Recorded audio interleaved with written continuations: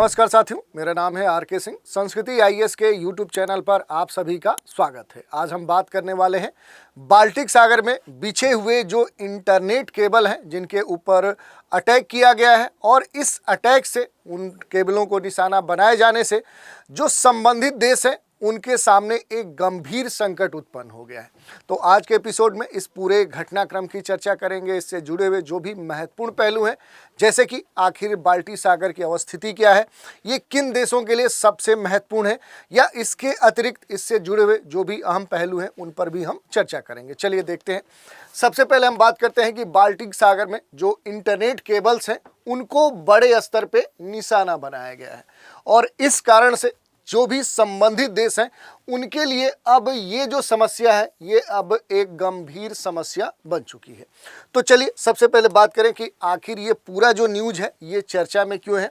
तो चर्चा में इसीलिए है कि सागरी क्षेत्र में, खासतौर पे जो बाल्टिक सागरी क्षेत्र है, यहाँ पर जो इंटरनेट केबल्स बिछे हुए हैं उनके कटने की घटना देखने को मिली है, और ये एक तरह से जो इंटरनेट केबल्स हैं इन्हें टारगेट करके निशाना बनाया गया है, और कहीं ना कहीं इन केबल्स का जो कटना है ये कई सारे देशों के लिए चिंता का सबब बना हुआ है। तो इसी कारण से ये जो न्यूज़ है ये चर्चा का विषय बनी हुई है। तो इसकी हम चर्चा कर रहे हैं। खासतौर पे अगर हम देखें इससे जुड़े हुए जो महत्वपूर्ण बिंदु है, तो नवंबर 2024 में नेटो की नौसेना ने बाल्टिक सागर में एक अपना बड़ा सैन्य अभ्यास संचालित किया था। 13 नौकाओं और 4000 नौसैनिकों ने इस पूरे नौ सैन्य अभ्यास में भाग लिया था। ये जो अभ्यास है कहीं ना कहीं बाल्टिक सागर में बिछी हुई जो महत्वपूर्ण इंटरनेट केबल्स हैं और जो गैस पाइपलाइंस हैं उनकी सुरक्षा सुनिश्चित करने के उद्देश्य से किया गया था। और इस सैन्य अभ्यास से देखें तो 2 दिन पहले ही चीन के एक मालवाहक जहाज ने बाल्टिक सागर में समुद्र तट पर लंगर डालकर 2 महत्वपूर्ण जो इंटरनेट केबल्स हैं उन्हें कट कर दिया। और इसी कारण से देखें तो ये जो मसला है अब ये गंभीर होते जा रहा है। कहीं ना कहीं इनमें से एक जो केबल है ये स्वीडन और लिथुआनिया को जोड़ती है, जबकि दूसरी जो केबल है ये फिनलैंड और जर्मनी को जोड़ती है। ये जो केबल्स हैं ये यूरोप के महत्वपूर्ण जो कम्युनिकेशन है, जो संचार है, व्यापार जो नेटवर्क है, उन्हीं का ये एक पार्ट है। और इन केबल्स का जो टूटना है, इनका क्षतिग्रस्त होना न केवल आर्थिक दृष्टिकोण से नुकसान का कारण बन सकता है, बल्कि ये राष्ट्रीय सुरक्षा को भी प्रभावित कर सकता है, क्योंकि इस पूरे क्षेत्र में ये जो इंटरनेट केबल्स हैं इनके द्वारा कई सारे जो कार्य हैं कहीं ना कहीं रेगुलेट होते हैं, प्रशासित होते हैं, संचालित होते हैं। 2022 में यूक्रेन युद्ध की शुरुआत के बाद से ही बाल्टिक सागर में बिछे जो ढांचागत संसाधन हैं उन पर अब तक कई सारे हमले हो चुके हैं, और हाल की ये जो घटना है कहीं ना कहीं उन घटनाओं को और बढ़ा रही है, जिस कारण से इस पूरे क्षेत्र में जो तनाव की स्थिति है अब बढ़ती जा रही है। अब अगर हम बात करें कि यहाँ पर जो इस तरह के हमले हो रहे हैं, इसमें इन हमलों के पीछे आखिर कारण क्या हो सकते हैं, तो कई सारे कारण हो सकते हैं। जैसे कारणों की बात करें तो इसमें एक यूक्रेन युद्ध भी महत्वपूर्ण कारण है। भू राजनीतिक जो प्रतिद्वंदिता है, एक दूसरे से जो कंपटीशन है, वो भी एक महत्वपूर्ण कारण है। हाइब्रिड जो युद्ध का एक युग चल रहा है वो भी इसका एक महत्वपूर्ण कारण है। जैसे एक एक करके हम सभी बिंदुओं पर बात करें। सबसे पहले अगर हम बात कर ले कि जो कारण है उन कारणों की बात करें कि हमलों के पीछे आखिर कारण क्या है, तो यूक्रेन जो युद्ध है ये एक महत्वपूर्ण कारण हो सकता है, क्योंकि इस युद्ध ने इस पूरे क्षेत्र में जो तनाव है, जो संघर्ष है, उसकी स्थिति पैदा कर दी है, और रूस और पश्चिम के जो देश हैं उनके बीच में जो विरोध है, जो तनाव है, वो पहले से बढ़ा दिया है। यही नहीं, इसके साथ अगर हम बात करें तो बाल्टिक सागर एक महत्वपूर्ण जियोपॉलिटिक्स वाला रीजन है, और कहीं ना कहीं जो रूस है, जो पश्चिम के देश हैं, उनके बीच में जो क्षेत्र पर नियंत्रण करने की जो प्रतिस्पर्धा है वो सबसे महत्वपूर्ण हो जाती है। और इस कारण से देखें तो जो भू राजनीतिक प्रतिद्वंदिता है वो भी इसका एक महत्वपूर्ण कारण हो सकता है। इसके अलावा देखिए एक महत्वपूर्ण कारण हो सकता है हाइब्रिड युद्ध।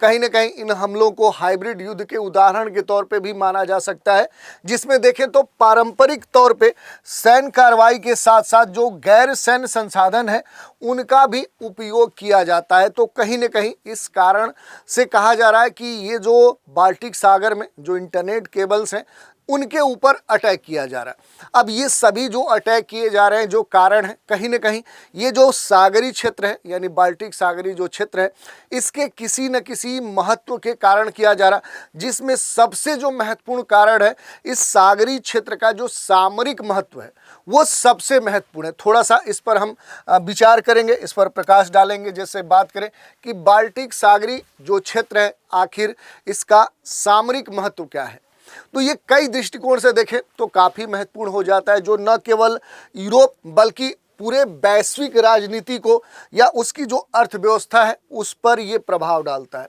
कहीं न कहीं ये जो पूरा बाल्टिक सागरी क्षेत्र है ये इस कारण से भी महत्वपूर्ण हो जाता है कि जो यूरोप है, पूरा यूरोप के जो रीजन है उसकी जो सिक्योरिटी है, वहाँ पर जो आवागमन है, जो कम्युनिकेशन है, जो संचार है, उस दृष्टिकोण से ये सबसे महत्वपूर्ण हो जाता है। तो इसकी चर्चा करेंगे, इससे जुड़े हुए जो भी महत्वपूर्ण बिंदु हैं उन पर हम बात करेंगे। जैसे जो यूरोप है उसकी जो सुरक्षा है, जो आर्थिक रूट है या कहें जो ट्रेड रूट है, उस दृष्टिकोण से देखें तो बाल्टिक सागर यूरोप के सबसे महत्वपूर्ण जो व्यापारिक और सामरिक जो मार्ग है उनमें से एक है। ये स्वीडन, डेनमार्क, जर्मनी, पोलैंड, रूस, लिथुआनिया, लाटविया, एस्टोनिया जैसे जो देश हैं उनसे ये घिरा हुआ है। तो इस दृष्टिकोण से देखें तो ये जो पूरा सागरी क्षेत्र है इन देशों के सामरिक दृष्टिकोण से सबसे महत्वपूर्ण है, और इन देशों के बीच में जो वस्तुएं हैं, जो व्यापार है, जो ऊर्जा की आपूर्ति है, अन्य जो आर्थिक संबंध हैं, उन गतिविधियों से देखें तो इस सागर का जो महत्व है वो सबसे महत्वपूर्ण हो जाता है। रूस के लिए भी इसका सामरिक महत्व है। जैसे अगर बात करें तो रूस के लिए जो बाल्टिक सागर है इसका जो महत्व है वो विशेष रूप से पश्चिम से हिस्से से जुड़े होने के कारण है। खास तौर पे देखें तो जो सेंट पीटर्सबर्ग है, जो कलिनिनग्राड है, इससे जुड़े होने के कारण जो बाल्टिक सागर है उसकी जो अवस्थिति है वो रूस के लिए महत्वपूर्ण हो जाती है। कहीं ना कहीं इसे आप मैप पे देख सकते हैं कि ये वाला जो पूरा क्षेत्र है, इधर अगर हम रसिया के तरफ आए तो ये जो पश्चिम वाला क्षेत्र है इससे ये जुड़ता है, और इस कारण से क्या है कि ये रूस के लिए महत्वपूर्ण हो जाता है। यही नहीं, सेंट पीटर्सबर्ग रूस का दूसरा सबसे बड़ा सिटी है, व्यापारिक क्षेत्र है, और कहीं ना कहीं बाल्टिक सागर से सीधे व्यापारिक स्थल के तौर पे देखें तो उस रूट से जुड़ा हुआ है। रूस का जो कलिनिनग्राड है ये भी क्या है कि बाल्टिक सागर के किनारे ही अवस्थित है, और इस कारण से देखें तो जो पीटर्सबर्ग है और जो कलिनिनग्राड है ये दोनों क्या है कि इनकी जो सामरिक अवस्थिति है वो रूस के लिए महत्वपूर्ण हो जाती है। इसके अलावा रूस यहाँ अपनी सैन्य जो गतिविधियां हैं उनको लगातार संचालित करते रहा है, जिसमें परमाणु हथियारों की जो तैनाती है वो भी शामिल है। यही नहीं, जो नाटो है उनको महत्वपूर्ण चुनौती क्या करता है, रूस इन स्थलों से लगातार देता है। तो इस कारण से देखें तो कहीं ना कहीं जो बाल्टिक सागर की जो स्थिति है वो रूस के लिए भी काफ़ी महत्वपूर्ण हो जाती है। इसके अलावा देखिए यहाँ पर अगर हम बात करें तो नाटो के लिए भी जो बाल्टिक सागरी क्षेत्र है या ये जो पूरा सागरी क्षेत्र है ये काफ़ी महत्वपूर्ण हो जाता है, क्योंकि जो नाटो के देश हैं इनके लिए जो बाल्टिक सागर है ये इसकी जो सामरिक स्थिति है वो काफ़ी महत्वपूर्ण है, क्योंकि नाटो की जो सुरक्षा है उसके लिए ये पूरा जो सागरी क्षेत्र है ये एक कड़ी के रूप में कार्य करता है। इसके अलावा देखिए नाटो के जो सदस्य देश हैं जैसे डेनमार्क है, जर्मनी है, पोलैंड है, लिथुआनिया है, लातविया है, एस्टोनिया है, इनके लिए ये जो क्षेत्र है ये कहीं ना कहीं सामरिक रूप से तो महत्वपूर्ण है ही, बल्कि उनके सैन्य संचालन के दृष्टिकोण से देखें, ऊर्जा आपूर्ति के दृष्टिकोण से देखें, कम्युनिकेशन या संचार या ट्रेड के दृष्टिकोण से देखें तो ये और भी महत्वपूर्ण हो जाता है। और इसी कारण से कहीं ना कहीं यहाँ पर जो इस तरह की घटना देखने को मिली है, जो इंटरनेट केबल्स हैं उनके काटे जाने की घटना देखने को मिली है, इस पर बड़े स्तर के प्रश्न चिन्ह उठ रहे हैं।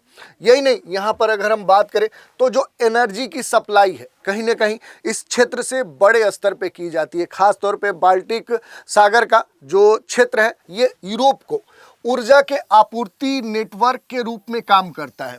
और कई देशों के बीच में देखें तो यहाँ से जो गैस पाइपलाइंस है, जो ऑयल की सप्लाई है, वो बाल्टिक सागर से होकर ही होता है। जैसे नॉर्ड स्ट्रीम जो पाइपलाइन है वो कहीं ना कहीं जो रूस से जर्मनी तक प्राकृतिक रूप से गैस का सप्लाई इसी रूट से होता है। तो इस कारण से देखें तो ये जो क्षेत्र है इसके कई सारे महत्व हैं। यही नहीं, समुद्र सैन्य के दृष्टिकोण से देखें तो ये काफ़ी महत्वपूर्ण क्षेत्र हो जाता है। जैसे सागर न केवल तटीय सुरक्षा के लिए आवश्यक है, बल्कि यहाँ पर जो युद्धपोत हैं, युद्ध विमान हैं और अन्य जो सैन्य उपकरण हैं उनके संचालन के दृष्टिकोण से देखें तो ये जो पूरा क्षेत्र है ये काफ़ी महत्वपूर्ण हो जाता है।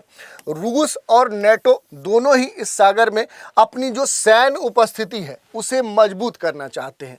यही नहीं, इसके लिए वो लगातार अलर्ट भी रहते हैं ताकि किसी प्रकार की सैन्य जो घेराबंदी है उससे बचा जा सके। तो इस कारण से देखें तो इस क्षेत्र का सबसे अधिक महत्व है और इसी कारण से अब इस तरह की जो गतिविधि हुई है, इस कारण से अब यहाँ पर जो स्थितियां हैं वो पहले से और तनावपूर्ण होती जा रही हैं। इसके अलावा देखें, हाइब्रिड जो युद्ध या साइबर सुरक्षा की जो बात कही जा रही है, जिसमें ये कहा जा रहा है कि बाल्टिक सागर में न केवल पारंपरिक सैन्य संघर्ष बल्कि हाइब्रिड युद्ध की भी संभावना अब उत्पन्न हो चुकी है। इसमें साइबर जो हमले हैं, सूचना के संबंधित जो भी युद्ध है, समुद्री जो केबल है उनके ऊपर हमले अब हो सकते हैं। बाल्टिक सागर में होने वाले जो साइबर गतिविधियां हैं, इनसे नेटो के दो देश हैं, जो नेटो से संबंधित जो सदस्य राष्ट्र हैं वो अब अलर्ट हो चुके हैं। उन देशों के लिए जो सूचना सुरक्षा कवच है अब उस पर एक गंभीर संकट उत्पन्न हो गया है और इसी कारण से इसकी खास तौर पे चर्चा हो रही है। इसके अलावा देखिए, अगर हम बात करें तो पूरा जो रणनीतिक ये सागरी जो रूट्स है ये काफ़ी महत्वपूर्ण हो जाता है, क्योंकि बाल्टिक सागर के रूट से ही जो समुद्री मार्ग है उनका महत्व बढ़ जाता है, क्योंकि ये यूरोप के अन्य जो वैश्विक बाजार हैं उनको भी जोड़ने का काम करता है। और इस रूट से खास तौर पे देखिए वस्त्र, खाद्य पदार्थ, मशीनरी और अन्य जो सामग्री है उनकी आपूर्ति होती है। और इसके लिए देखें तो ये पूरा जो क्षेत्र है खास तौर पे एक तेज और छोटा रूट प्रस्तुत करता है। इसके अतिरिक्त ये जो सागर है ये शीतकाल में भी जहाज़ों के लिए ये खुला रहता है। ये सबसे महत्वपूर्ण बात है और इसी कारण से अन्य जो सागरी क्षेत्र से जुड़े हुए जो रूट्स हैं उनकी तुलना में ये काफ़ी सुविधाजनक और कहें तो लो कास्ट वाला होता है। रूस और नाटो के बीच में अगर हम तनाव की बात करें तो बाल्टिक सागर क्षेत्र में देखें तो रूस और नाटो के जो देश हैं इनके बीच में जो संघर्ष है, जो तनाव है, वो दिन प्रतिदिन बढ़ते जा रहा है। यही नहीं, नाटो अपनी सैन्य उपस्थिति को इस क्षेत्र में अब बढ़ा रहा है, जबकि रूस अपनी शक्ति और सैन्य जो संसाधन है उनको इस क्षेत्र में, इस सागरी क्षेत्र में और अधिक पहले से विकसित कर रहा है, बढ़ा रहा है, विस्तार दे रहा है। और ये जो तनाव है कहीं ना कहीं संघर्ष की स्थिति को अब पैदा कर सकता है, खास करके यूक्रेन युद्ध के संदर्भ में। तो इसी कारण से देखें तो इस पूरे क्षेत्र में अब बड़े स्तर पे इस केबलों के कटने की जो घटना है, इस कारण से जो स्थितियां हैं अब तनाव उत्पन्न कर रही हैं। तो इससे जुड़े हुए जो भी पहलू हो सकते थे, इस पूरे सागरी क्षेत्र से जुड़े हुए जो इसके महत्व हो सकते थे, उन पर हमने चर्चा की। अब चर्चा पर आधारित एक प्रश्न की भी चर्चा कर लेते हैं। प्रश्न है, बाल्टिक सागर का सामरिक महत्व क्यों है? विकल्प दिए गए हैं। यह एक महत्वपूर्ण व्यापारिक मार्ग है, यह रूस और पश्चिम के देशों के बीच में एक सीमा बनाता है, सी है इसमें महत्वपूर्ण ऊर्जा संसाधन है और डी है उपरोक्त सभी। तो इसका उत्तर आप दे सकते हैं। तो आज के एपिसोड में हमने देख लिया कि पूरे बाल्टिक सागरी क्षेत्र में जो इंटरनेट केबलों के कटने की घटना देखने को मिली है और इस कारण से इस पूरे क्षेत्र में जो एक तनाव की स्थिति देखने को मिली है, उसके पीछे आखिर कारण क्या है, ये पूरा जो सागरी क्षेत्र है इतना महत्वपूर्ण क्यों हो जाता है, उसके विभिन्न जो महत्व हैं उन पर हमने चर्चा की। तो आज के एपिसोड में इतना ही। आप सभी हमारे साथ बने रहें, इसके लिए धन्यवाद।